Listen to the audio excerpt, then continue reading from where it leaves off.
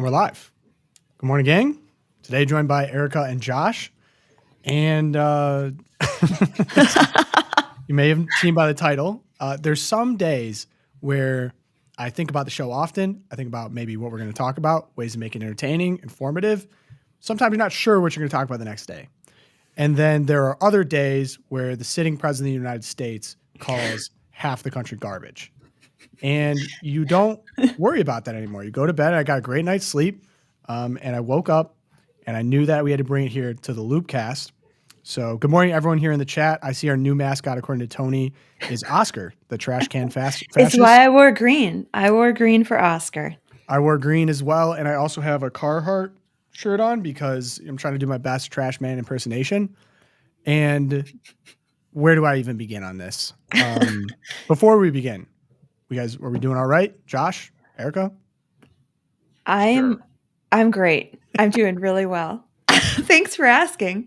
Feeling good. So in order to talk about this story here, we have to go to the beginning because it just makes it that much better. So if you guys are paying attention to the news, if you want to take one Google search of Puerto Rico, what's going to come up is many pressing headline top of issue stories from just about every news outlet saying that the Trump campaign is racist against Puerto Ricans because of a joke said by a comedian, Tony Hinchcliffe. Hours before he goes on stage. Hours before he's on stage. And I want to say the actual joke because this is where this whole starts. This all starts. And there's a lot going on. Like, I don't know if you guys know this, but there's literally a floating island of garbage in the middle of the ocean right now. Yeah, I think it's called Puerto Rico. So. Cringe. Not you can hear the audience. If you watch the recording, you hear the whole Madison Square Garden goes kind of like, Well, it's because they don't know actually enough about the circumstance to make the joke that funny. It just seems like, oh, you're just saying all Puerto Ricans you're just racist. A bunch of trash, when in fact the island has had massive problems with trash and what to do with all this trash for years. So that's the context of the joke. And he could make that joke in New York City where there are a lot of Puerto Ricans. They probably would have been like, oh, got us on that one. But people are like, a bunch of white guys from Queens were like, what the heck does this mean? That doesn't make any sense. And they thought better to laugh because it sounds like you're just trashing people. Yeah. So the best part to me about this, the most underappreciated part of the meltdown is that the same news outlets that were calling this the most racist thing ever said, how they didn't condemn the comments, whatever. They all reported on this. They reported on the trash problem in Puerto Rico. Here's a headline. Puerto Rico's trash problem, 2018. After Maria, Puerto Rico struggles under the weight of its own garbage. This is NPR, 2017. So it's not like this is an unknown phenomenon to these news outlets. They knew about it. They all reported on it not long ago. But of course, that didn't kind of fit the narrative that I think they were hoping to push here upon the Trump campaign and painting him as racist, painting him like Puerto Rico is going to be some election problem for him. And it's not. Go ahead, Josh. And it's not like Trump said it or J.D. Vance said it or one of the senators or congressmen or governors said it. It was a raunchy comic guy hours before anyone spoke. So Trump goes, yeah, we don't think that joke was in good taste. It should be end of the story. Right. It should be like a 10-minute story. However, someone on Twitter made the comparison. They're like, criticizing Trump for what Tony said is like criticizing your archbishop for something that your blue-haired parishioner said. Like it was, but it totally, the left pounces, right? Like they saw this fits into our narrative of the Nazi rally, and like this guy's comment, we can totally just take this the wrong. And it was the only headline to come out of the Madison Square Garden rally. Right. I mean, I have a few. If you guys are curious what was said. Oh, here we go. NBC, a racist joke against Puerto Ricans has created aftershocks that may shake up the election. In a scathing editorial over their mark at the Trump rally, Puerto Rico's largest newspaper exhorted the millions who live on the mainland to vote for Harris, slamming Trump for his contempt and disdain. I have a few other ones here. I have MSNBC. Why Trump can't pretend that his rally's anti-Puerto Rican racism was just a joke. Viewing anti-Puerto Rico jokes merely through a political lens misses the bigger picture. I mean, it's so hard to even overstate how this was the only issue being talked about by mainstream news outlets, right? And we're how far out from an election here?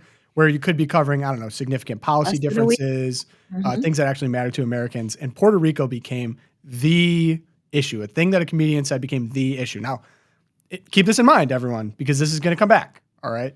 We're going to roundabout Hold that to thought. First full circle time. Joe Biden saw those headlines and he thought, oh no, I must do something. The context is great, right?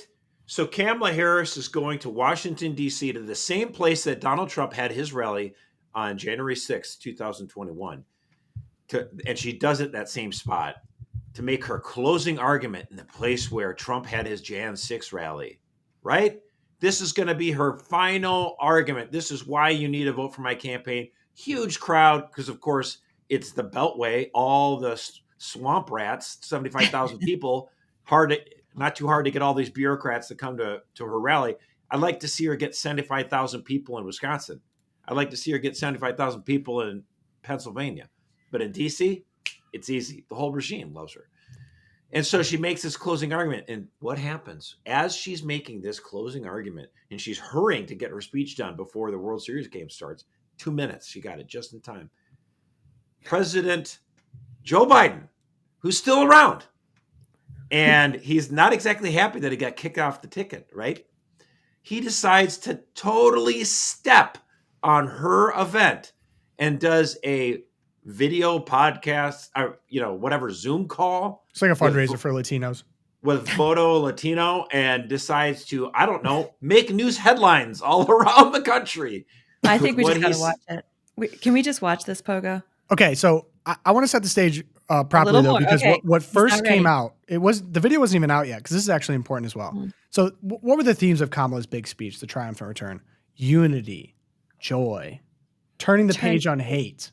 This big presidential moment in which she becomes Mamala for the entire country. After spending the last 10 days calling Trump Hitler. I just want to point that out there. Right, but fine. And his supporters, Nazis, right. Right. But fine, people have short memories, right? They see her in front of the flags. They see her as presidential. Turn on a dime. Let's go. Unity, all that. Okay, so what first came out, and this is what I first saw before any video footage surfaced, we get Gabe Gutierrez from quoting President Biden. I thinking that this is kind of a good line, which kind of is rich about this whole story. And I'll share the tweet. This is what I first saw, and I think a lot of people first saw.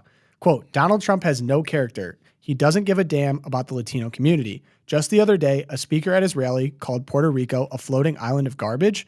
The only garbage I see floating out there are his supporters, end quote. Now, this is before any video came out. And this happens right at the end of her speech and spreads like, I hate to overuse this phrase, absolute wildfire. Everyone was talking about it. The Kamala campaign's freaking out. Yep. People that are Trump supporters are freaking out. No one cares about the speech anymore. This has completely upset it. Now, the reason I think it's relevant to bring this up before the video clip comes out is because immediately, as soon as this clip came out, damage control from the damage left. Control, right? So here are some of the quotes that this is before the video's out. They're claiming, no, President Biden didn't actually say that. I believe one defense was he has a stutter. Yes. Oh, not that. That again. they misused the apostrophe. Oh, and so they almost got away with being, he didn't actually mean that. You're misquoting him. Here's the quote from Politico. Biden, in a Zoom call with the organization Voto Latino, said the only garbage was the, quote, hatred of Trump supporters who said such things about American citizens. Uh-huh. So immediately trying to spin. And I almost credit them because it almost, that's the audacity. I like it. Truly, like the gumption to do something like that is awesome. But unfortunately, Flack respects game here. And so as soon as people were disputing it, unfortunately, there's evidence. And the evidence came out pretty quick. Here's the video clip. Or Puerto Rico, where I'm in my home state of Delaware, they're good, decent, honorable people. The only garbage I see floating out there is his supporters. His demonization of is unconscionable, and it's un-American. Ruh-roh. I think he said it. It was pretty clear. I listened to this like 5 times back because I'm biased. I'm a little biased. So maybe I misheard it. Maybe I was hearing something wrong. But no, you can play it back on half speed. And it's the only garbage I see out there are his supporters. Period. Well, again, Merry Christmas, Donald Trump. the left's still, saying the apostrophe. And in fact, after Biden's lackeys kept saying, "Oh, there's actually a hidden apostrophe in there," they changed the transcripts of the White House, which is actually against the law. They changed the transcript, which is an official record. Josh, but this is the party of norms and democracy and civility. You're telling me they break the law? I thought Donald Trump was the felon. So I got to give credit to Charlie Spearing. He's one of my favorite reporters. He's at the Washington Examiner. And he tweeted out this morning, "I walked into the kitchen this morning and I said, the only garbage I see is my kids." And then they started crying and I had to explain there was an apostrophe. I mean, just so for the audio listeners, this is a heavy visual episode because so much stuff happened in a very short period of time. Here's the official White House transcript, okay? And this was changed, by the way. The quote from the White House now is, "The only garbage I see floating out there is his supporters. His demonization of Latinos is unconscionable." The highlight here in supporters, it's supporter apostrophe S, which was officially changed. It was not that previously. And I mean, we have the receipts. It's not like these things don't have receipts attached. Of course they do. Are we really going to go with that, guys? I mean, no. What an insane, a ghost apostrophe is now going to be the defense against this. And the best part about this to me is I'm just sitting there watching this all unfold, just eating popcorn. And I'm just imagining Kamala Harris getting off that stage. I mean, well known her record of employee retention, maybe known for being a little disparaging towards people who work for her. Some poor media intern had to go up to Kamala Harris after her triumphant speech and be, "Miss Vice President, while you were speaking." That was great. Again. That was great and everything. That was awesome. You did a great job, by the way. And you look really pretty and you're well dressed. The president just called half the country garbage. And we need to do something about this. Now, Joe, this was so bad. Now, for those who think, "Oh, it's not really that bad," it was so bad. No one's talking about the speech anymore. You get a tweet from Joe Biden's official account. Now, I'd like to point out the time here, 9:31 p.m. I'm going to put money down that Joe Biden was not awake at 9:31 p.m. and definitely not on Twitter. So someone in the Harris-Wallace campaign got on Joe Biden's Twitter and said, "Earlier today, I referred to the hateful rhetoric about Puerto Rico spewed by Trump supporter at the Madison Square Garden rally as garbage, which is the only word I can think of to describe it. His demonization of Latinos is unconscionable. That's all I meant to say. The comments at the rally didn't reflect who we are as a nation." Do you notice anything weird about this? This isn't an apology. No. Nowhere do you see, "I'm sorry." Well, Jeremiah Poff over at the Examiner makes a good point. He said the problem for Democrats is that they can't help but admit the fact that they loathe anyone who doesn't agree with them, which is why Hillary, Obama, and now Biden have all deliberately insulted Republican voters.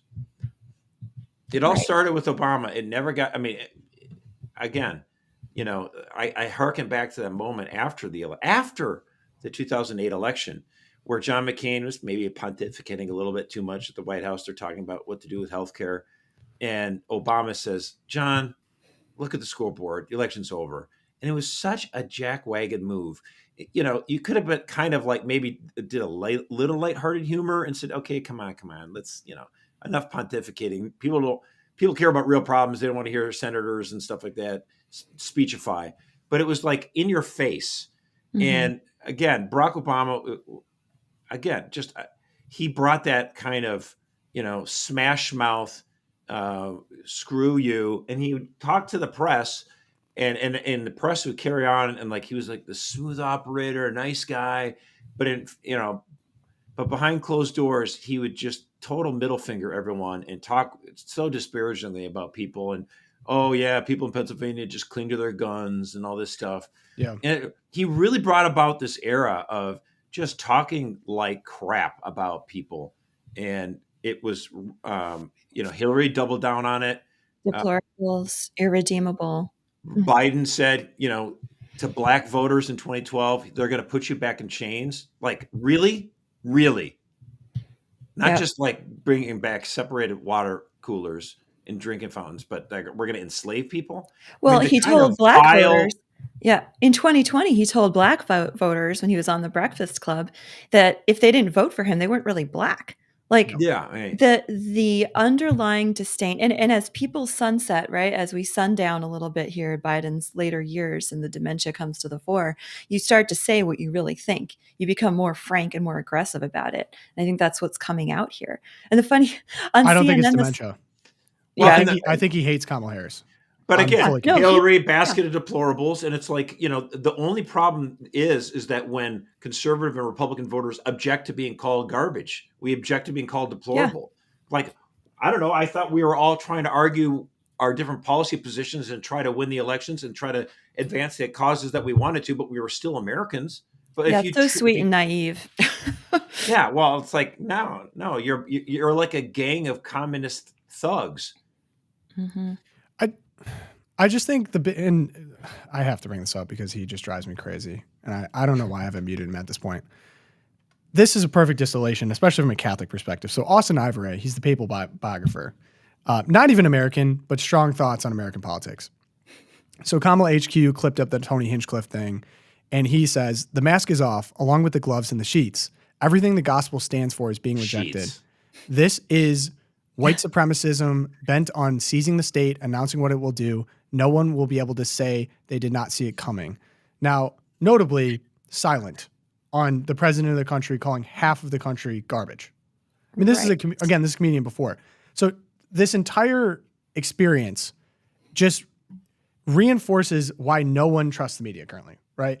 Because you spent 3 days calling people Nazis, racists, squeamish. I mean, the whole Ryan Gerdusky thing, which is hilarious. We just had him on the podcast.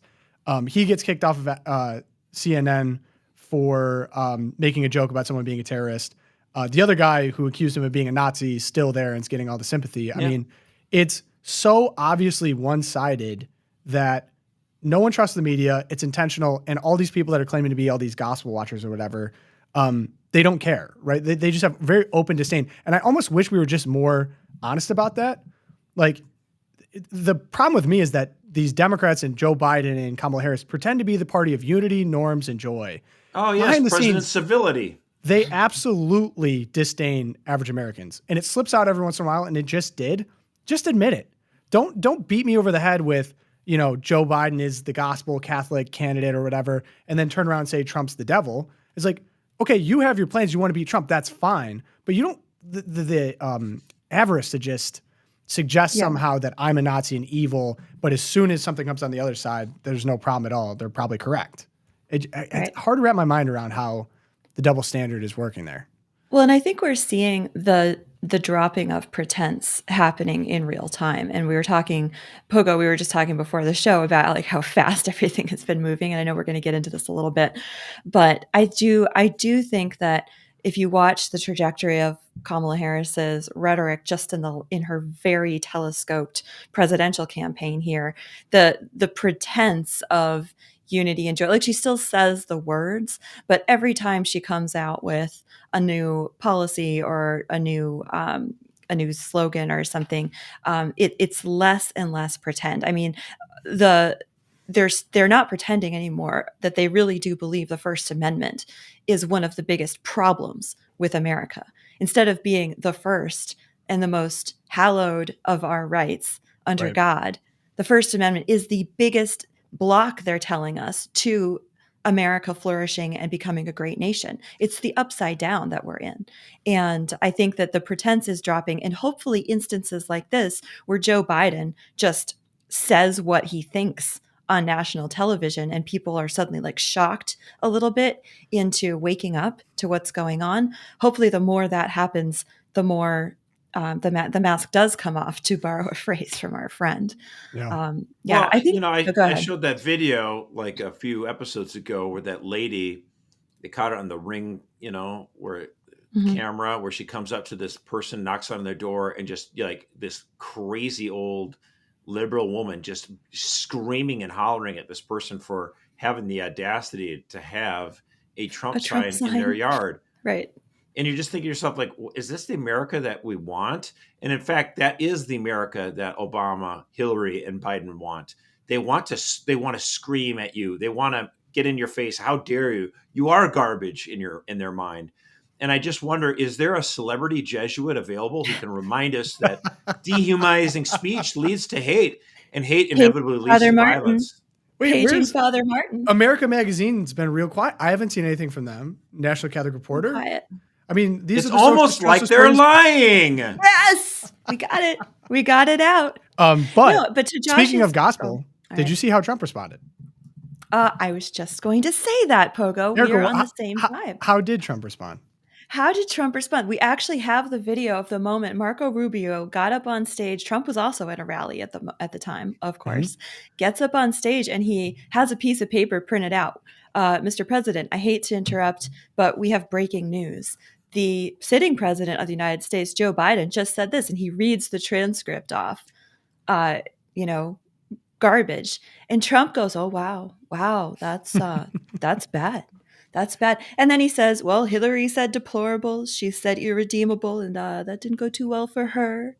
And then he says, "But you have to forgive him. We have to forgive him, for he knows not what he says," quoting a little gospel for us.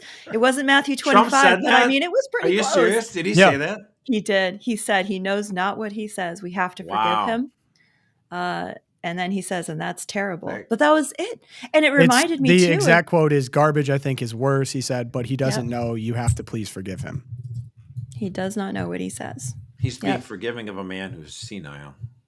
Of a man who's tried to put him in jail, who has changed the law, like weaponized the Department of Justice against him. And he's like, we got to forgive him. But Trump is gracious in defeat, which is the irony of the whole J6 narrative that like, you won't give up power. He's going to be Hitler. And yeah, I mean, he fought back. He thought the election was rigged, but he left, and he is gracious in defeat. And I think I he's just going to can't be get over how gracious much in of victory. from a strategic perspective, how much of a baller move that is. Like, it's the Yeah. equivalent of, Josh, when you showed that video of the person getting on someone's porch and screaming at them for having a Trump sign, and that person responding, "God bless." It's the best. You know you have someone, you know they're deranged, you get to hit them with a little "God bless." God bless, Nothing better yeah. than killing them with kindness. Because And you mean it.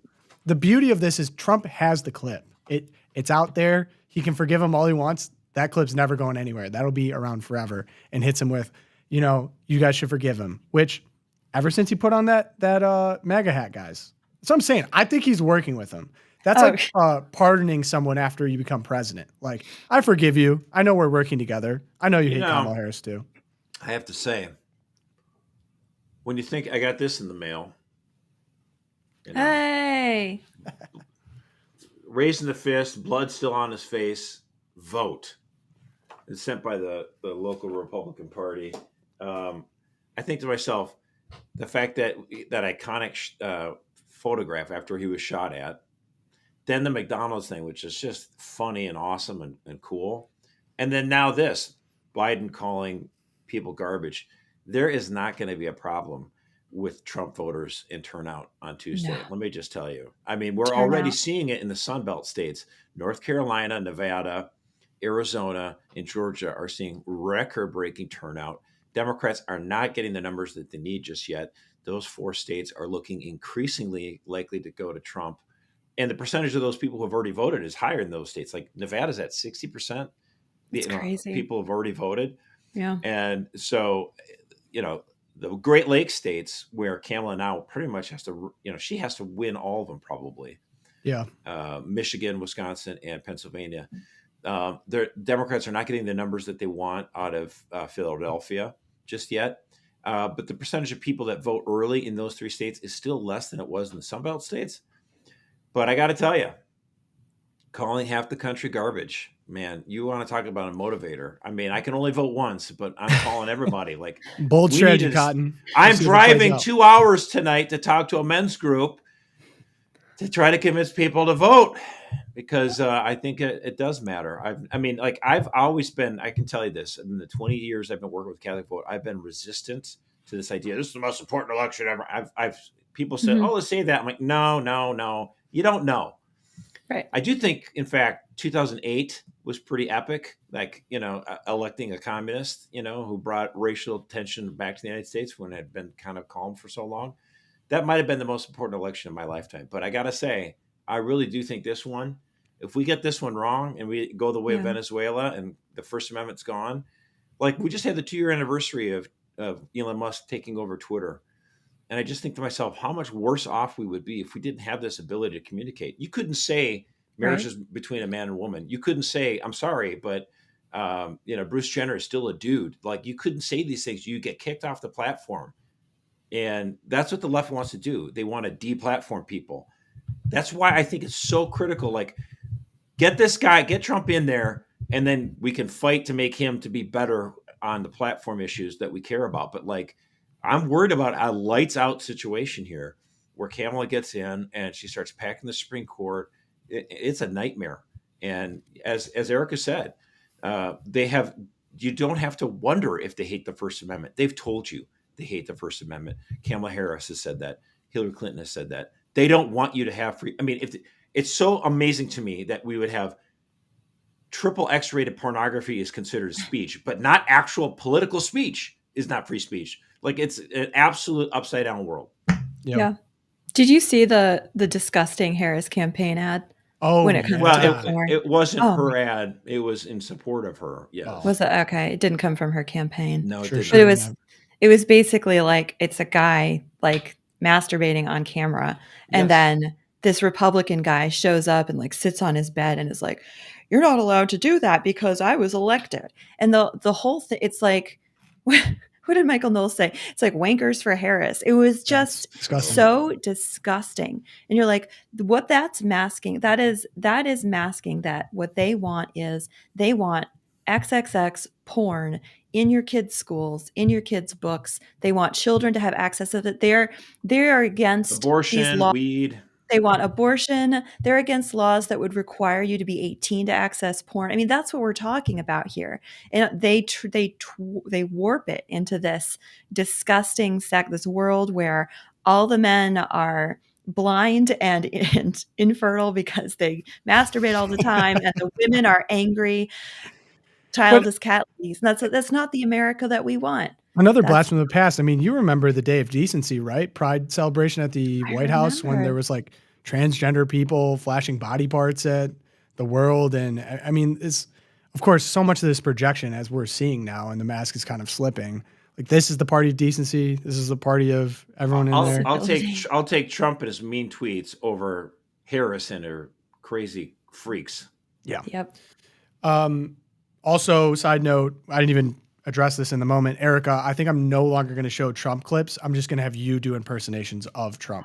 Oh, I can improve. Okay, you got it. I think that was Shane Gillis would laugh at it. I think it was good. I'm stepping into my role. I think you're really getting it. You're stepping into your own as an actress. I think that was a sweet. great impersonation, and we may forego clips in the future.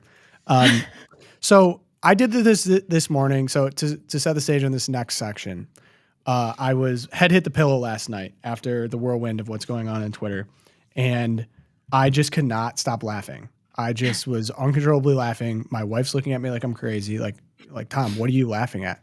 And I'm like, could you imagine trying to explain to someone that went into a coma on June 27th when Joe Biden was about to go into his first presidential debate against Trump for 2024, and if they just woke up today, how much you would have to pack into that? And they just wouldn't believe you, right? I mean, it's almost unbelievable. We do this every Monday, Wednesday, Friday. I do a lot of research for the show. Surprise, surprise. I didn't even remember all the things that happened. I had to go back, and I was surprised by some things. So let's just do a little thought experiment here together with the podcast. Oh, okay. I'm going to take you on a journey. So you have a political junkie friend, say like a Josh Jr., or maybe it could just be Josh. Say you're best friends with Josh, and Josh goes into a coma on June 27th, the day before the Biden and Trump debate. And he woke up today, October 30th, and he asked, how is Biden and Trump doing in this race? What'd I miss? What'd you miss? Exactly. And I'm going to give you a little bit of an update. Let's see if everyone remembers. Okay. So first you get Team Biden saying that Biden is, quote, sharper than ever and sharp as a tack mentally. And then he completely malfunctions on stage during the first Trump debate. Okay.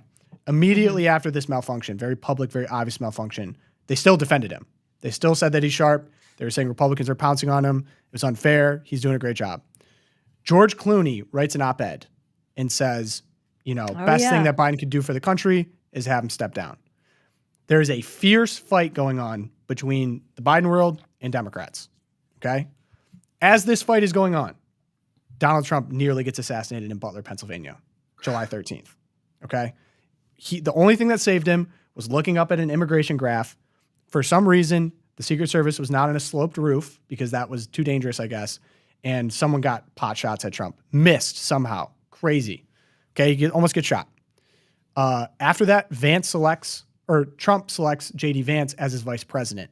That was great. The immediate reaction to that is that J.D. Vance is weird, and this was a missed opportunity because he could have selected someone like Tim Scott, who was black, or someone else.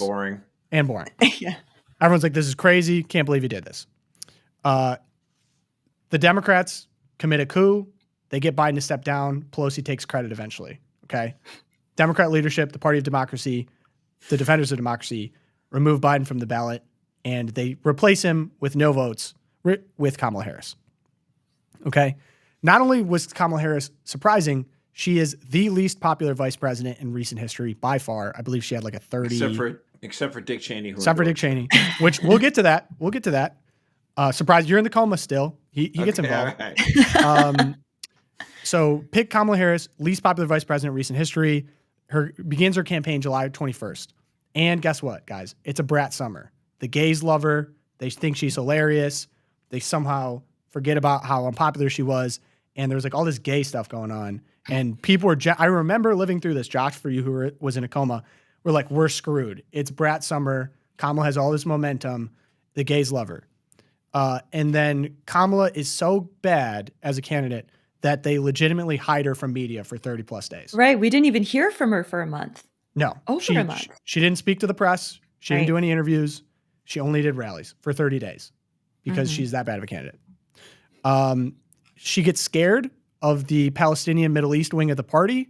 So she decides not to choose one of the most popular governors in the country in a consequential swing state, Josh Shapiro, largely because he's Jewish.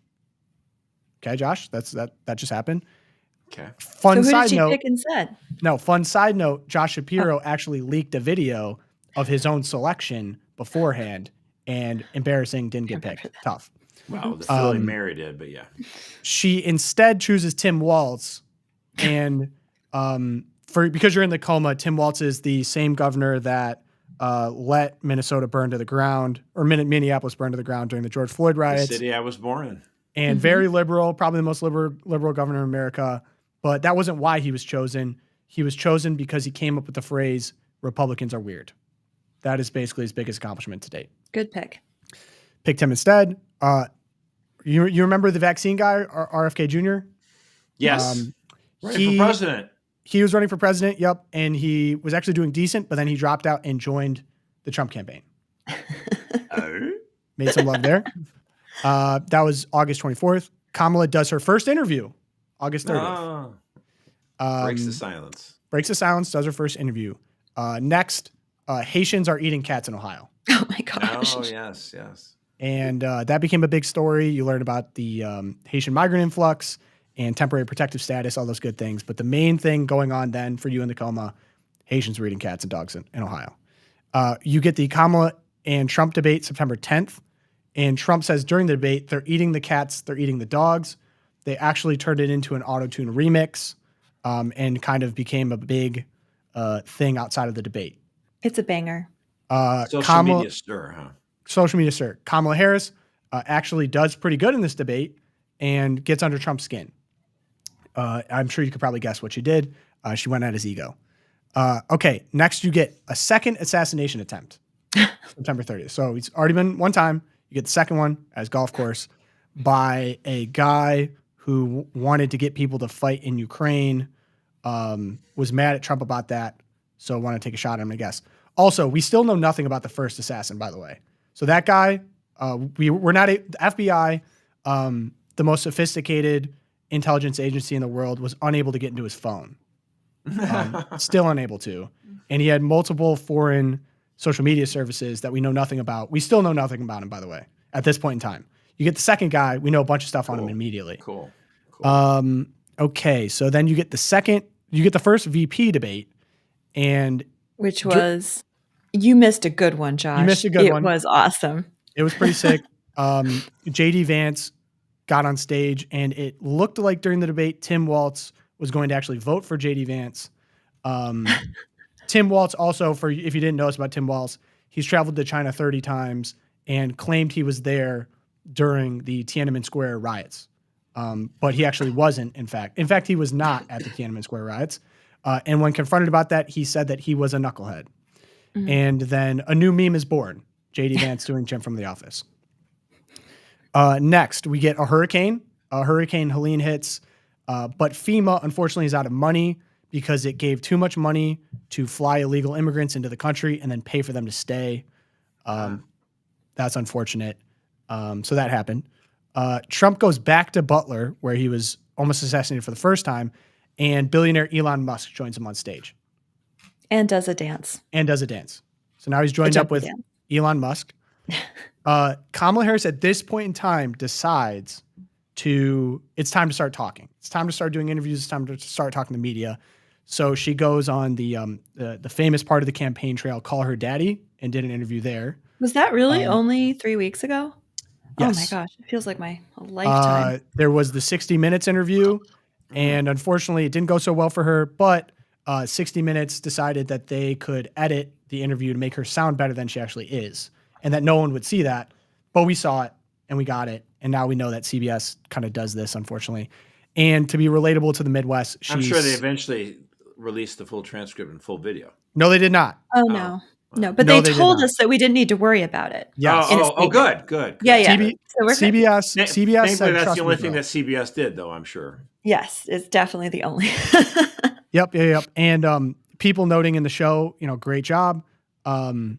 Erica saved a child on a live show during the Loopcast. So while you were in the coma, I did. Your replacement was in. Erica saved a child. And okay, so we're not. I forgot about that. So much has happened. We're about halfway there right now. Oh, wait. Okay, so Trump turns then to bro podcasts to reach the people. He goes on Theo Von's show, Andrew Schultz's show, and eventually he's going to go on Joe Rogan's show, who Joe Rogan famously didn't really like him, and he decided he's going to go. Kamala has been invited to all of these, shows that reach popular demographics that she needs to reach. She decides she's not going to do them. I don't know who advised her on that. I have learned through this. I've learned while you were in a coma. Did she ever admit, like on a hot mic, that she needed the support of young voters? Yes, eventually she does to Gretchen Whitmer, who also fed a Dorito to someone like it was the Eucharist while wearing a Harris Walz hat. So people were mad about that. Mm-hmm. Oh, really? Yeah, that happened. He's shocked. Okay, so next I have the vice president, potential first gentleman of the country, Doug Emhoff, redefined masculinity because he's supporting his woman in her job. And then pretty much immediately after, it came out that he assaulted his former girlfriend in public, slapping her so hard she spun. It was awkward. And that he also... No, you don't know this, but so that was what came out. But then also I forgot to add, he impregnated the nanny in his previous marriage, and that caused the divorce. So that all happened. So next, Kamala Harris decides it's time to promise exclusively black people in America money and weed and no one else. And she said that she needs to protect black men's cryptocurrency investments. And then the next day she backtracks and says it's actually race neutral. It's for everyone. Mm-hmm. Okay. So that happened. Josh, you're a fan of the Al Smith dinner, right? Oh, yes. So the Al Smith dinner every year. Right. Every 4 years, they come together. It's a roast. It's kind of fun. It's really easy. Someone writes jokes for you. Yeah, it's a layup, basically. It helps out Catholic causes. It raises some money. Everyone has a good time. Get a few zingers on your opponent. Make yourself look a little bit, more cool. And yep. Mm-hmm. Yeah. Like normal. Yeah. Yeah, normal. Yeah. So it makes people look normal. Kamala Harris declined that. She said she wasn't going to go. Invited but declined. She's the first person to do it in like decades. And didn't really offer much of a reason for it. She just declined it. But, however, she kind of saved it a little bit because she recorded a pre-message, played it, and she wanted to show that she was in with the celebrities. So she found an SNL cast member from like 40 years ago to dress up as a schoolgirl and make jokes. Catholic schoolgirl. Right. Yeah. Mary Catherine Gallagher made an appearance. Come The woman who on. plays Yeah, Mary oh, yeah. Catherine You're Gallagher, making this up. No, this is real. she's now 60, but she came on in her little Catholic girl school skirt and Yeah. compared the Al Smith dinner to the Last Supper. Yep. So I mean, that And- really, like, the Catholic vote is in the bag at this point for Kamala. Yeah. And then also there's this whole thing going on where Kamala Harris has claimed on the interview circuit that she's worked at McDonald's before. I don't know if you're familiar with this. And so Trump decided to poke fun at her. He's going to work at McDonald's. And so he actually went and worked at McDonald's. And there's still actually no record of Kamala Harris working at McDonald's. But the pictures of Trump working at McDonald's now are basically art at this point.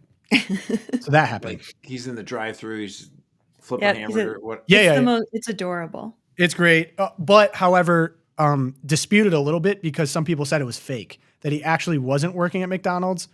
He just did it as a photo op and that there weren't really real customers in there. CBS Wait a minute. just wanted us to I may be just waking up from a coma, but am I to understand that in this new landscape that presidential candidates do scripted photo ops? This is all the things you mentioned. That's like the most shocking new thing. I know it is pretty shocking. But yes, he did that. That's actually factually accurate, but people really disputed that one. Okay. So after you remember the whole Al Smith debacle wasn't kind of not great for Kamala and Catholics. So Kamala said at a rally, when some people said Jesus is Lord, she told them that they're at the wrong rally and got the crowd to clap and then, kicked them out.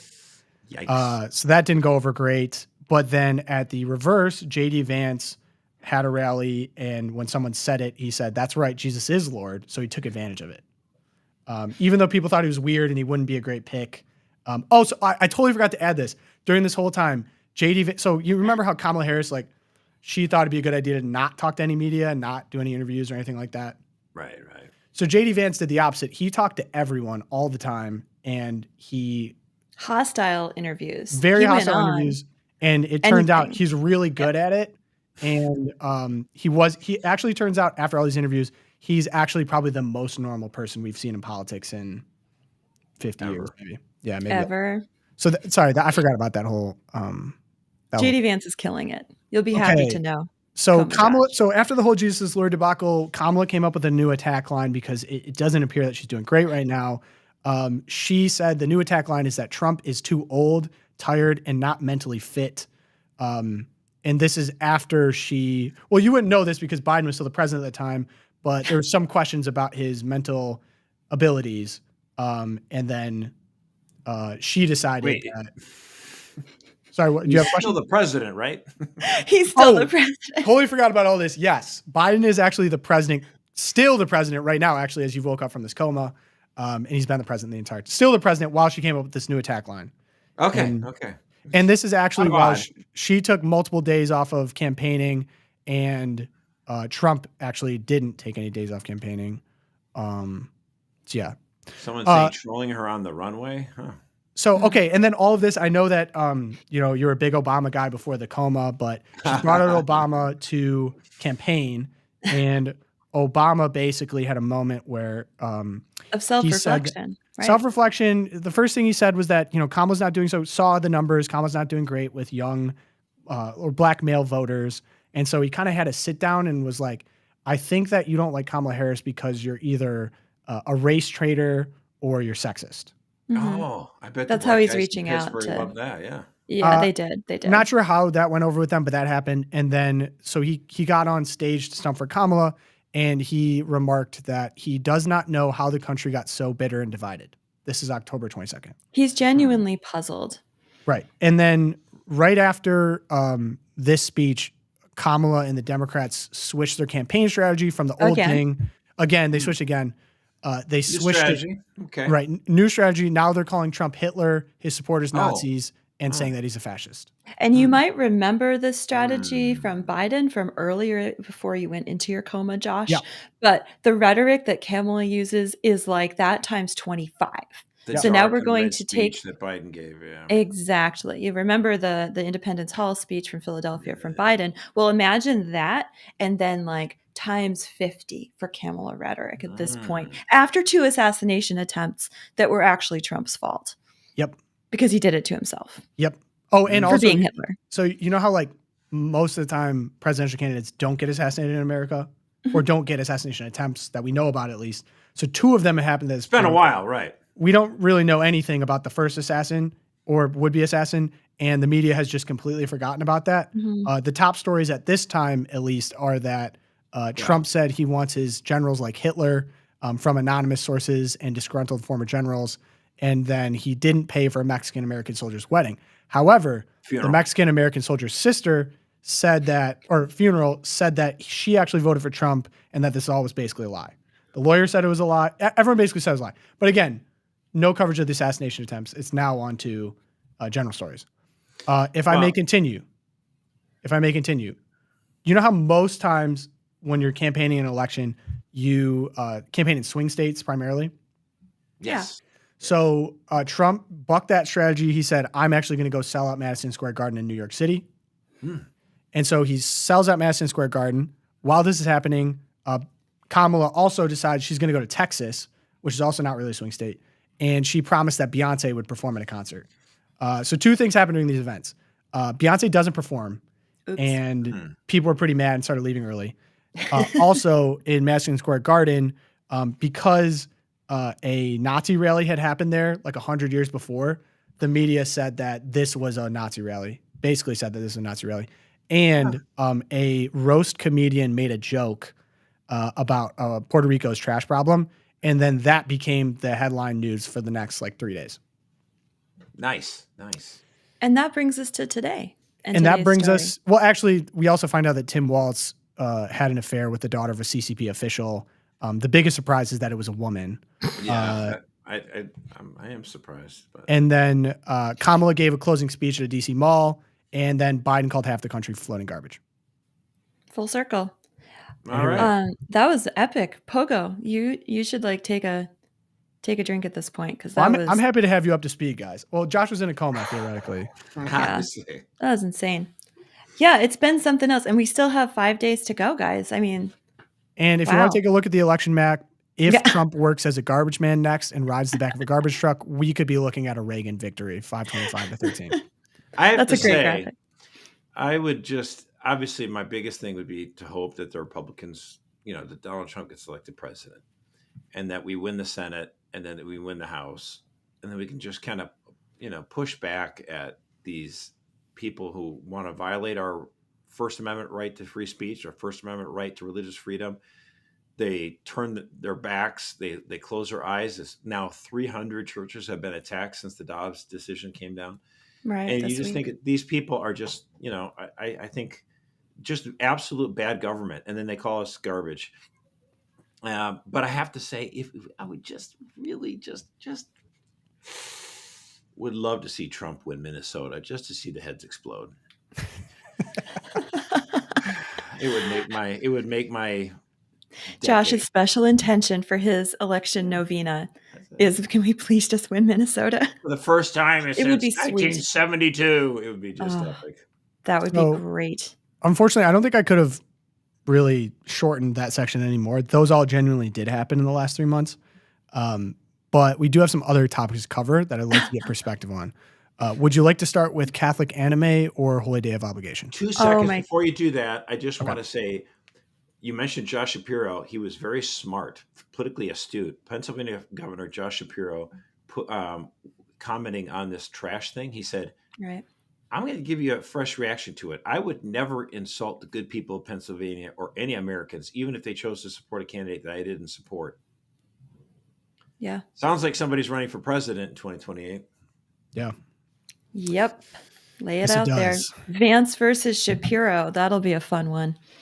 So let's go Catholic anime first. So do we have to? We have to.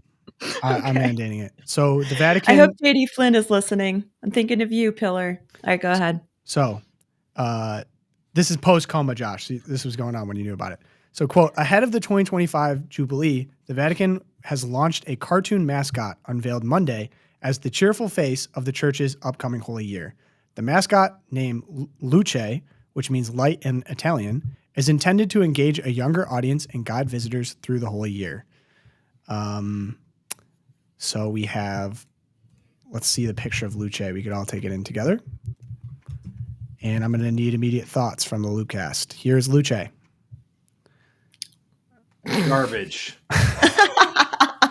But here's The only Luce and the garbage I homies. see around here Everything is is so Luce. gay. It's so gay. It's just so stupid. Oh my gosh. Like the Yeah, only people who should have blue hair are grandmas. I'm sorry.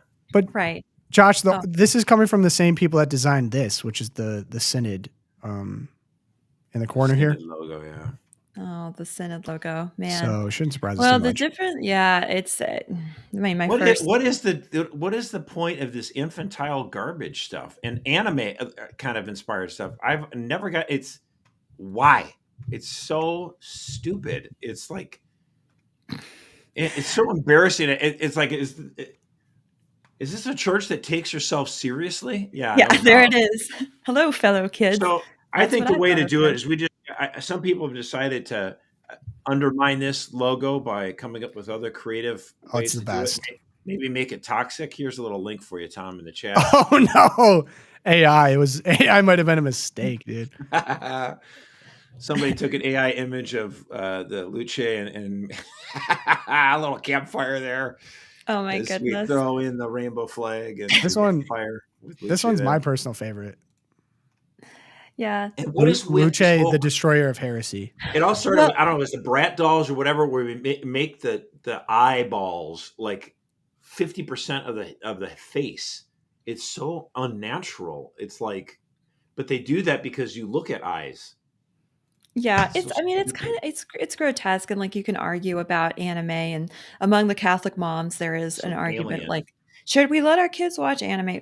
Whatever that thing. The thing that got No. me was when they released this, when they announced this great, new mascot for the Holy Year, and this again. Mascots and the church, like I'm not really sure we should be in the business of mascots, as it were.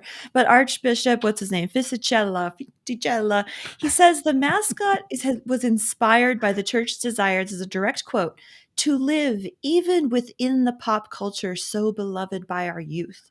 And he goes on to talk about how this is going to draw young people into the celebration of the Holy Year. And I'm just thinking,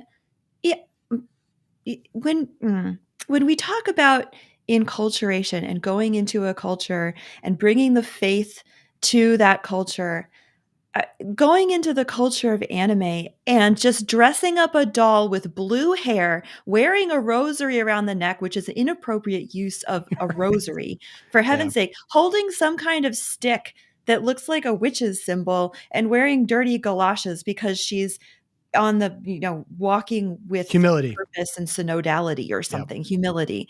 Like, is this really the best we can do? Is this the symbol of Catholicism for kids who watch anime all the time? I just not everything has to be Caravaggio, but it would be nice if it wasn't all just garbage. Like this is Well garbage. said. I mean, come on. I thank you. I knew this was coming, but is there someone in the chat? Is there something that I'm missing? I don't. I thought it was World Youth Day, and they're like, no, it's for the whole Jubilee year, which is supposed to inspire everyone. Yeah. Why I'm don't missing. you take somebody and make that person the patron saint of the Jubilee year? Why don't can't you we make have it- a patron saint? Yes. Why can't it be Blessed Carlo Acutis, who you're going to canonize probably in 2025? Make him the patron saint of the Jubilee year, and that would appeal to the youth. Like I don't Right. understand. Instead of this weird blue-haired kid Here's thing, this anime garbage. Gosh, what a Okay, see, and this is what it reminds me and of. at least they wasted a ton of money on it. Yeah, this is what it reminds me of. Well, and they paid. This comes from a design company that does designs for celebrations of the zodiac, and it's not even a Catholic artist that they went to. We have Of Catholic course artists not. like Of Veritus course not. Illustration out there. Why Yes. did they go to him? I mean, they're real serious artists in the church trying to lift up And the faithful, and they go to some California anime company to design it. It's ridiculous. But here's where the problem is. And this is the same issue I have with whoever is teaching our deacons and our priests to preach homilies right now. How many homilies have you heard in the last year where they read the gospel and then they say, this reminds me of a story A girl was sitting in church with her mother and said, "Look, Mummy, the light shines through the windows. So saints are people the light shines through." Or here was a story. They get a story from some like business guy, like, Zappos shoe company wanted to have happiness in the workplace. And so they implemented this, and we could do that as Catholic. And they think they're being so hip and they're being so relevant to the people in the pews by making up stories of like little girls or like children and their grandfathers walking on the beach and the footprints get washed away by the tide and Jesus's footprints were left. And isn't that a symbol? Just tell us stories of the saints. Tell us things that really happened to real Catholics. Quote to me from the church fathers and from documents that have lasted through the ages. Don't give me this garbage from like, modern secular HR training sessions. I want to hear what really happened and people who laid down their life for the faith. That inspires me, not this bowing to pop culture. Let's give us an anime squishy doll and make it, and it'll inspire us to like give more money in our tithes or something. Amen Come to what on. you're saying, Erica, because this just highlights this little Lucci thing or whatever is a perfect symbol of everything I think is wrong with the church. There's so many people who believe that the Catholic Church needs a serious infusion of the 21st century, when in Yep. fact it's the 21st century that needs a serious infusion of Catholicism. They've got it Flip all that back. table, Josh. So we don't need the church to be more like the world. We need the world to be more like the church, more like Catholicism. Why don't you believe in yourselves instead of this cartoony crap, instead of this Right. PR nonsense? Give If you me really a break. believe, if Do you you not really think that believe this you need faith is a this, you treasure? need this. Right. Right. Boggles my mind. You got the rant, Pogo. Good pick. Thank you.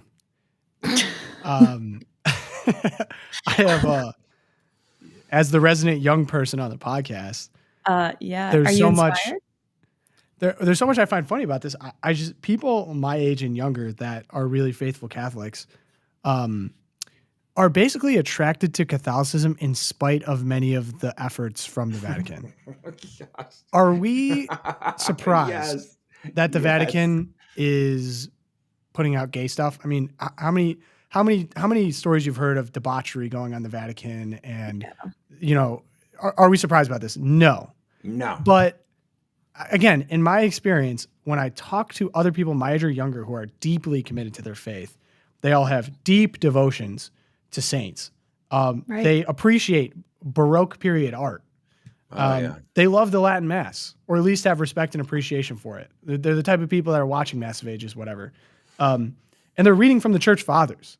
Right. I think that I don't want to overreact because this is a stupid mascot. Maybe there's been other mascots, whatever. But another wasted opportunity. And again, people are attracted to this stuff in spite of these kind of efforts. And to me, I'm almost kind of insulted that all the experts in the Vatican got together and be like, this is how we're going to attract young people. It's like the soft bigotry of low expectations. I was thinking that exact phrase. We are the stewards of the answer, the truth. An enormous treasure. Gold. And we're so at the tip of the iceberg. Like, even for me personally, like in my life, I discover something new about Catholicism almost every week. Right. And it's because I'm surrounded with good people and good pastors and whatever.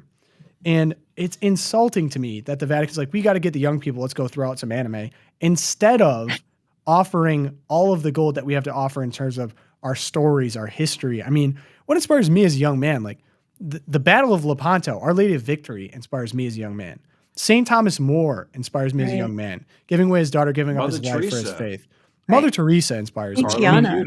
Right. It's like they just put all that book aside, all that history aside, and they're like, let's come up with the most gimmicky, shallow, not even a saint, blue hair, gay cartoon, and this will get the kids. And I don't know if this is done in spite of something or whatever, but it's like really we have insulting. Leadership that hates us. I mean, it's the same problem we have in politics today, and it drives you kind of crazy that for the same reason, like with regards Josh, what's the biggest initiative right now of church leadership? The Synod on Synodality. They want to listen to the lay people, right? Walking with people, hearing from my lived experience. No one was consulted on this, right? But because if that was really true, which is again the whole gambit here, they wouldn't have restricted the Latin Mass, and they wouldn't have put something like this out. Because if they really talked to Catholics, they wouldn't be getting these things. Right. Hey, if anyone wants to catch up on the synod, which just wrapped up, and I wouldn't recommend it unless you're feeling particularly spiritually muscular right now, the Catholic thing did a great job covering it, as did First Things. So you can catch up there. But the takeaway from the synod is much like an anime squishy doll with blue hair. Nothing. That the resolution is, well, the Pope says that women deaconesses are not on the table. The question must be discussed more. So once again, they didn't get the answer they wanted, so they're going to have more synodaling. Synodaling, maybe. Just keep debating till you get what you want. Yeah, Great. I love that, by the way. This is a sincere request because we've my touched some 4-year-old. issues that I'm just blind on. If someone feels strongly in favor of this mascot or what's going on here, and I've just missed it, send it in. LOOPCast@catholicvote.org, because I see why it's easy to react the way that Josh, Erica, and I are reacting, and maybe I'm missing something broader here. I don't know. If We that might be is the wrong. case, LOOPCast@catholicvote.org. I would love It'd to be hear from nice you. though to have logos that are not, anarchy and gay. It'd be nice. Josh, it's in a request. All right, Josh's request is in. Could we be less gay? We slide to the Twilight Zone now. Josh, what do you got? Well, we need this palate cleanser Yes. like no tomorrow. So would you play the clip here? And before we start it, I have to introduce it properly. All right, here. Josh. So there's a group of these students at University of Mary, okay, right, where my daughter is going. Nice Shout mug. out. And this is not their choir. These are students who just gather together every day and they sing the Vespers. They sing the Psalms. Wow. Here we go.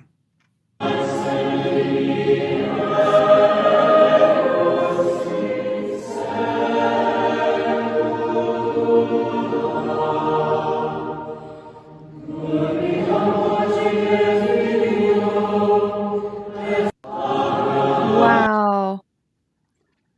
Oh, you're saying these aren't They're just, professionally like, trained? showing These up? are students that want to show up and show their love for the Lord. So consider how much of a contrast Dang. this is to To this anime.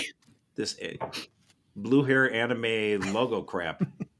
So Oh, we have someone in the chat says they're seeing nice. it Oh, in the that's video. awesome. I mean, Catherine. honestly, That I was have to say, beautiful. all the garbage that's going on in our politics today, especially a president calling us garbage, a palate cleanser like this is everything that we need. And you start to realize we don't need goofy gimmicks for the church. We have a wonderful inheritance. I left the faith of my parents and grandparents, and I came back to it because I realized like Fulton Sheen said something that there's 99% of people who attack the church don't even know what they're attacking. Like there's you'd be hard pressed to find, or was it Chesterton, hard pressed to find any one person that actually understands the Catholic Church and still is against it. It's like most people are attacking a caricature of it. They don't even understand. Right. And Their you preconceived actually notions get to about it, yeah. what we have. And I think, listen to that beautifulness. That is attractive, not just to the youth, to everyone. And I love it. Kudos to you, love it. Mary. Erica, did you just send me something about St. Louis Jesuit I'm switching music? out my Twilight Zone because this segues so nicely with what Josh just did. So we have a based bishop. I want to just also palate cleanser. We had some great action from bishops this week. Bishop Paprocki really, nailing that, yes, indeed, Immaculate Conception will be a holy day of obligation this year here in the United States, as per the Vatican. And so he coming out on that because some other people were fretting that we would have to go to Mass on Sunday and a Monday this year. So like that's really hard on Americans. But Bishop Paprocki came down, said, nope, here's the documents. Definitely holy day. But we also had Bishop Sean McKnight. He actually put out a statement with approved Mass settings and a list of prohibited hymns and composers. And given the way things have been going, you might be worried that he's going to start prohibiting things like Holy God, we praise thy name, or the Salve Regina. But no, this is a glorious moment in American church history. Approved Mass settings: chant all the chant, any of the chant settings in English or Latin. So he's defending that Mass of St. Francis Cabrini and Revised Mass of Creation, and then Spanish speaking. But here are the prohibited hymns. No more shall you hear these in the Diocese of Jefferson City. Sing along, Josh. All are welcome. Ashes, as in we rise again from ashes to create ourselves anew. The bread of life, I am the bread of life. The Celtic Alleluia is goodbye. This is amazing. Covenant hymn, the healing of the nations, God has chosen me. Hallelujah, we sing your praises, which I believe I just heard at Mass on Sunday.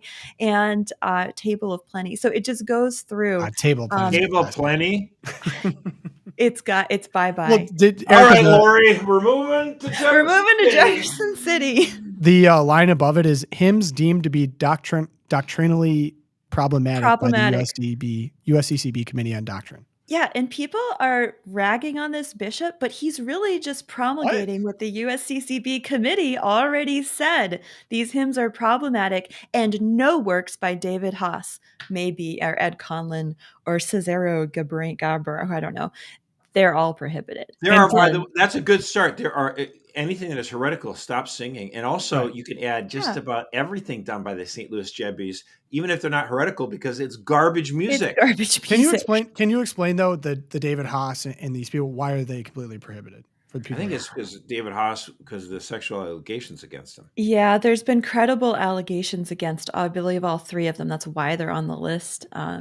And they're either under investigation or they've been. I would have to look that up. My opinion on that in general is it's not good to anyone who's alive to do that. So like Rupnik art and David Haas music, while they are alive, you should wait 100 years. In 100 years, if you think that the music or the art has some redeemable value, you may consider using it. I mean, like Caravaggio, my favorite artist, you mentioned him earlier, he apparently murdered a guy. I mean, it's not like you can never appreciate the art. It's just that Rupnik's art is trash, garbage, alien, goofy crap anyway, and it deserves a nice kindling in the fire.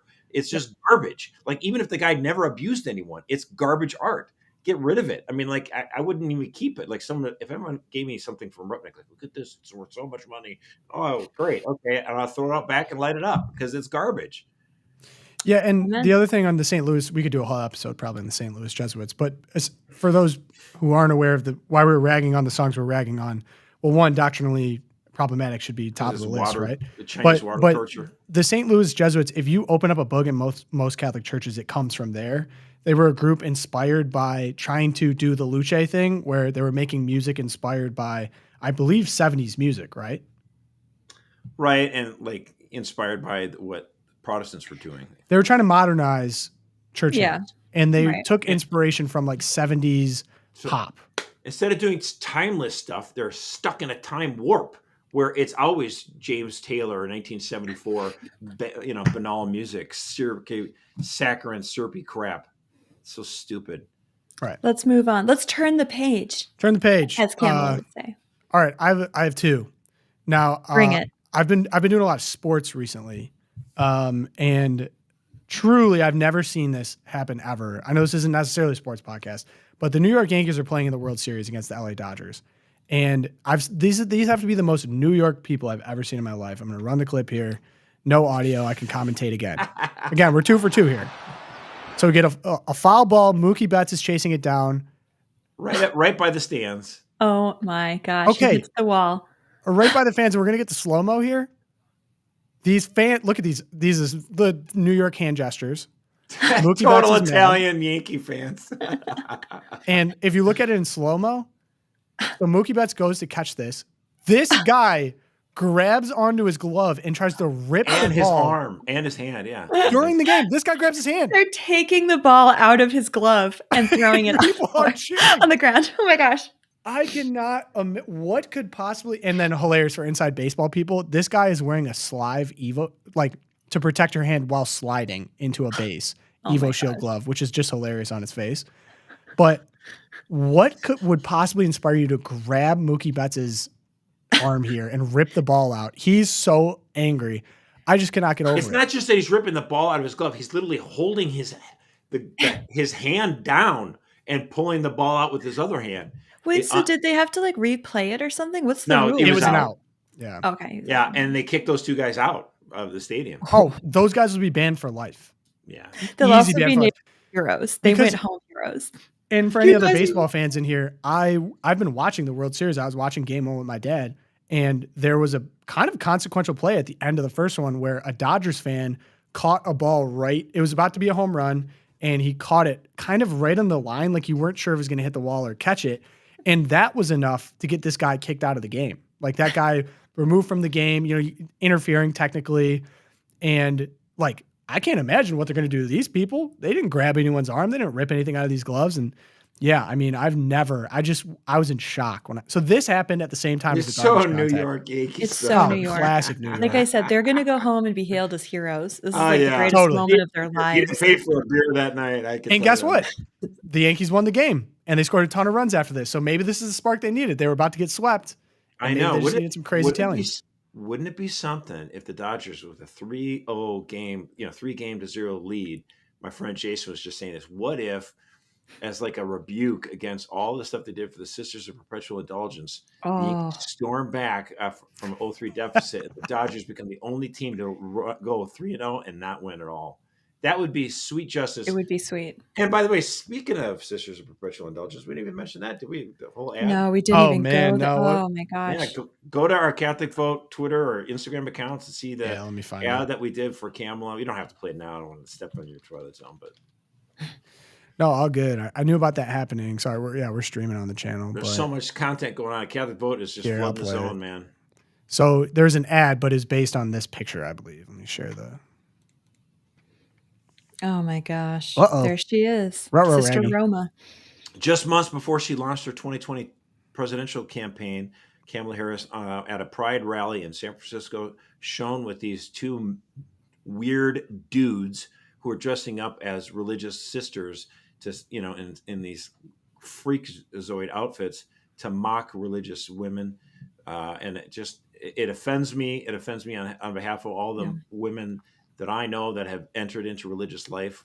And I just think it's just vulgar.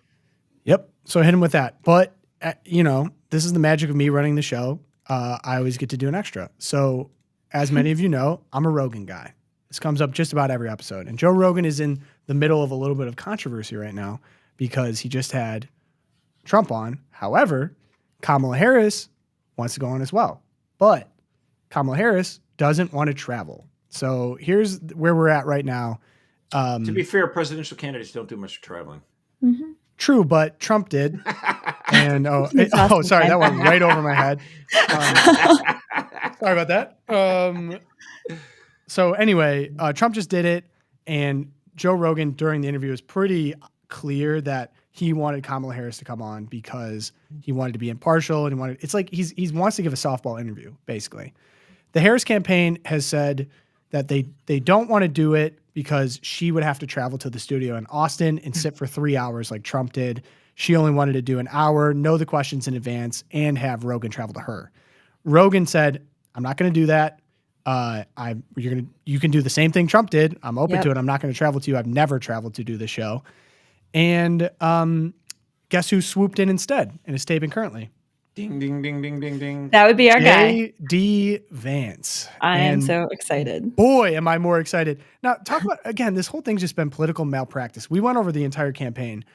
So you have a softball interview waiting for you in Austin with Joe Rogan, who has an audience that you need to reach. I don't know if it'd be softball. He would ask her some tough Yeah, I questions. think he'd but be it's tough. a great opportunity for her to reach a segment that is, she admitted to Whitmer, she needs these young men voters. This is your chance to make your case. Like Massive 40 podcast. million of them. Truly just political malpractice. And there's no way out because she saw that Trump did it and everyone saw that Trump did it. It's like, well, Kamala, we want you to do it too. She said, I'm not going to travel. Now, some of the cope and excuses from this, just again, kind of a second Christmas situation with the Wall Street Journal. So this lady thinks she knows podcasting better than Joe, Lisa Guerrero. I think Joe Rogan is afraid to interview Kamala Harris because that would require a great deal of research and preparation that he is not equipped to do. That is certainly a take. What? That is the stupidest thing I have heard all day. And I've heard a lot of dumb things. I mean, Certainly a take. I admire the moxie on that. That's amazing. He doesn't Certainly know a how to take. do research. Oh my gosh. And then my other favorite one was demanding a vice president come to you in the final week of a campaign sort of says it all. A reliable side product of steroid abuse and his feeling of self-importance and omnipotence.